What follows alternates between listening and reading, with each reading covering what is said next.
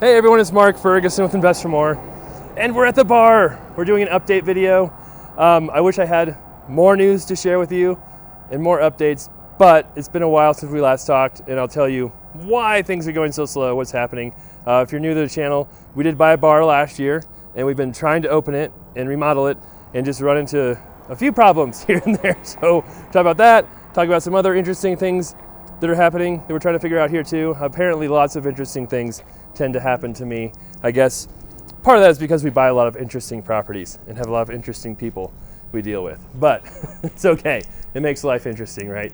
Of course, check out investformore.com, our Amazon book page, have 9 books there, have lots of free resources on Invest for More and all over the place. All right, so this place is a bar, as you can see, and not much has happened lately. It used to be a full functioning working bar when we bought it, and we managed just to end that quick and destroy that business right off the bat.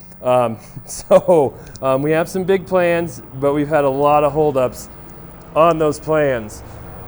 Aside from that, some other interesting things that happened recently are, Nikki, my project manager who helps me out with everything, drove by here the other day, or someone called her and said the door was wide open, just flapping in the wind, not locked.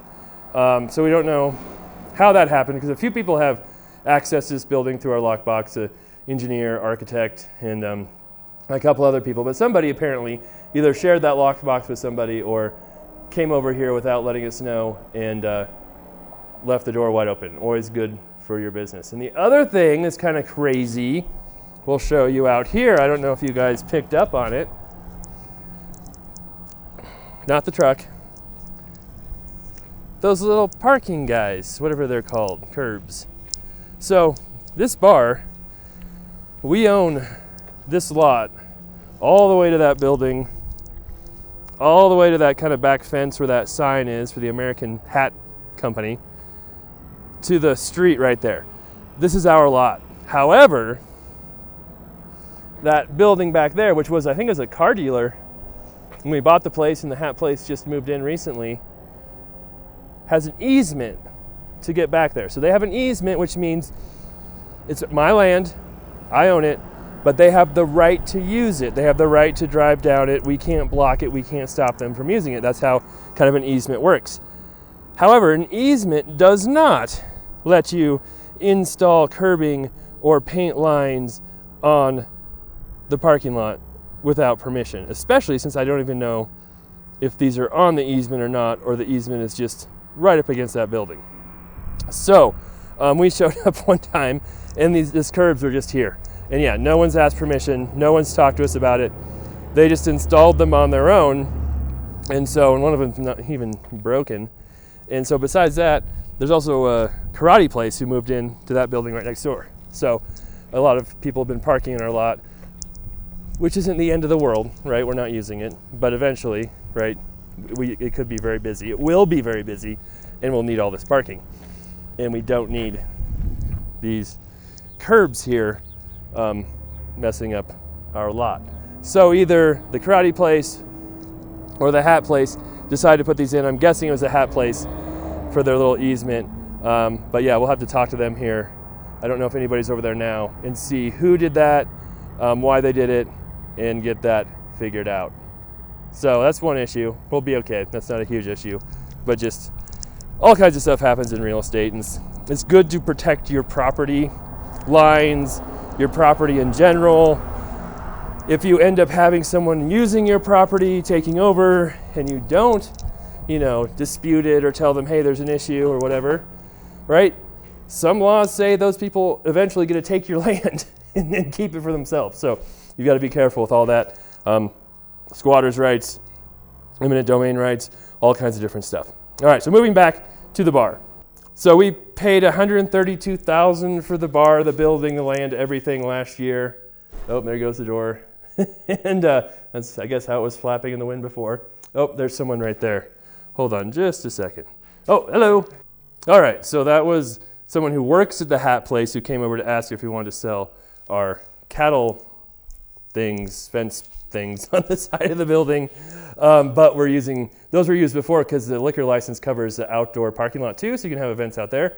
So I think we plan to keep those. But I also asked him about the curbing, and he's like, oh, that's the landlord's deal. I don't have anything to do with that. I didn't do it. So he gave me his number. But he said he thought the landlord of the hat place and the karate place got together. They're two different people, and decided to put those curbing in without, talking to us who own the land. So that's good. So anyway, we bought this property for $132,500, I think. There's a bathroom, another bathroom in there.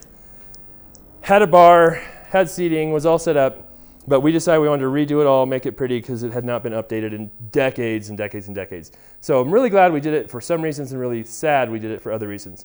One thing is all this brick. We had no idea it was here. It's all wood paneling, and it's so cool. Like this old window, this old door was all covered up. This used to be an old gas station, we believe, a long time ago. So really happy we did that. But we decided to move the bar, which was, kind of along this wall, back here, and open it up a little bit and make the place bigger. And the city decided we had to bring in permits and an engineer and an architect if we wanted to move the bar. So that just threw everything into Slowville.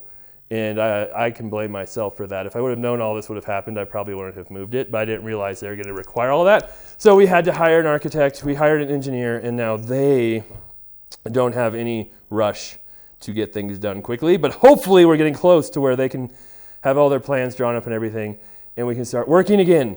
And we can have a bar here, we can have a cooler back there for beer, and then all this can be open seating here. It can be a really cool little place. And people stop by every time we come here trying to drink.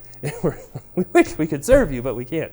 The other issue too is then the city said, well, these have to be ADA bathrooms. So now we've got to expand them, and we have room to expand the boys' bathroom, which is right there, out here to do that. But the ladies' bathroom, we'd have to put a door in this wall somewhere. So I really don't want to cut through the brick or lose my beautiful window, but that might happen. We'll see how it all works out and how much room we have and what the architect comes up with. But that's really disappointing too. Really should have left the bar where it was if I lose my gorgeous window there. So that's the update with the bar. We're still trying to run it. We're still trying to get it up and going, but it's just at a standstill until we get the architect and engineer drawings, or get the architect drawings based off the engineer's drawings and all of them together to get their thing done, then turn them into the city, then get approval to keep going forward with this project. And once we get that approval, hopefully, right, it shouldn't take too long. Literally the big work's gonna be the bathrooms and getting the bar put in, and hopefully that won't be too much extra. So that's the update on the bar. I know a lot of people have asked about it. We still have it. We're still working on it. Just moving too much stuff and getting architects and engineers involved is never my favorite thing to do. This reiterates why that is. And something else, another project people always ask about too is the restaurant, the Mexican restaurant we bought like 2 years ago. Yes, I still have that too. And yes, that is facing kind of similar issues right now and just sitting there doing nothing. If you're wondering what's happening there and why I haven't done any updates on that, is because that one bothers me more than this one, and I don't want to do updates and think about it. I'm waiting for it just to disappear. No.